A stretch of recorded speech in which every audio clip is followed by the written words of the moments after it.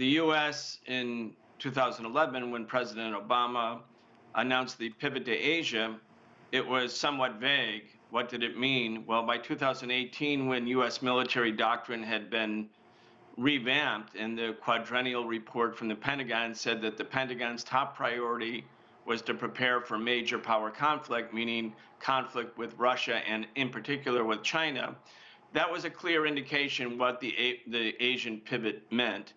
And you can see that the intensifying military nature of the U.S.-Japanese relationship is part of that preparation for major power conflict.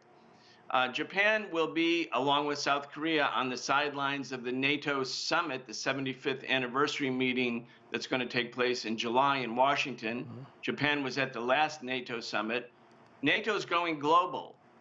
And even though South Korea and Japan are not member states of NATO, they are now partners with NATO.